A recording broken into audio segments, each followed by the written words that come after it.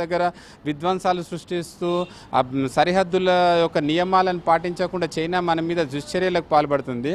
దీంతో ఇవాళ ఎటువంటి పరిస్థితి ఏర్పడ్డదంటే భారతీయులు ఒకసారి వాళ్ళు సొంతంగా ఆలోచించుకోవాలి.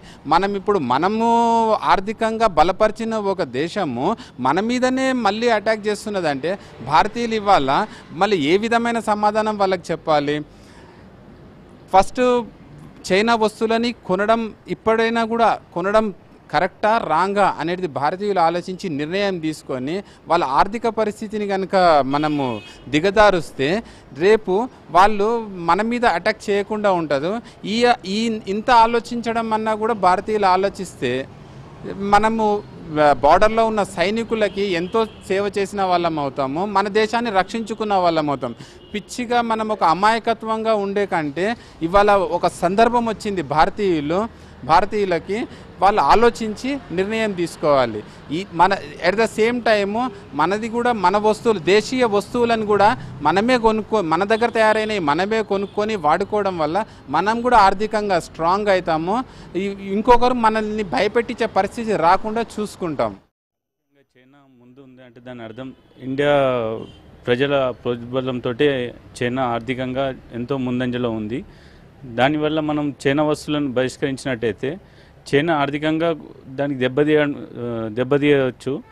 ఏంటంటే చైనా ఆర్థికంగా ఎదిగిపోయి మనపైన యుద్ధానికి కాలు దువ్వేస్తుంది. ఇప్పుడు దాన్ని మనం ఎదుర్కోవాలంటే మనము ఒక భారత పౌరునిగా మనం చేయాల్సింది ఒకటే విషయము, మనం చైనా ప్రోడక్ట్ని బహిష్కరించాలి.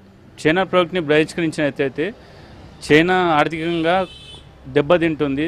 దానివల్ల కొంచెం వాళ్ళకి మన భారతదేశం అంటే ఏంటో వాళ్ళకి తెలిసి వస్తుంది. కాబట్టి మనం చైనా ప్రోడక్ట్ని మన ప్రతి ఒక్క భారతీయుడు చైనా ప్రోడక్ట్ని బహిష్కరించి మన భారతదేశ పౌరసత్వాన్ని అంటే మనం ఒక పౌరునిగా మనం చేయాల్సిన విధి నిర్వహణ కర్తవ్యాన్ని ప్రతి ఒక్కరూ నిర్వహించితే మనము చైనా పైన ఒక యుద్ధాన్ని ప్రకటించినట్టు అవుతుంది.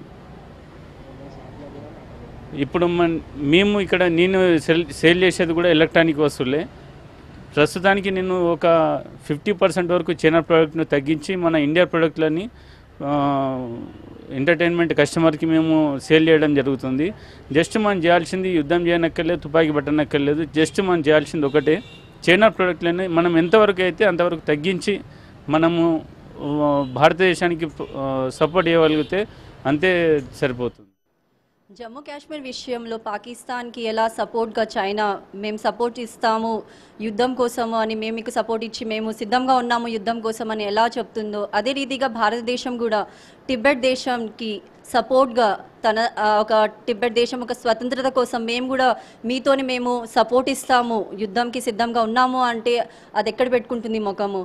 అదే రీతిగా ఎప్పుడు కూడా ఎలాంటి ఏదైనా స్టేట్మెంట్ ఇవ్వాలంటే ఫస్ట్ ఆలోచించి స్టేట్మెంట్ ఇవ్వాలి. మేమేం తక్కువ వాళ్ళం కాదు, భారతదేశం ఒక గొప్ప దేశము. సో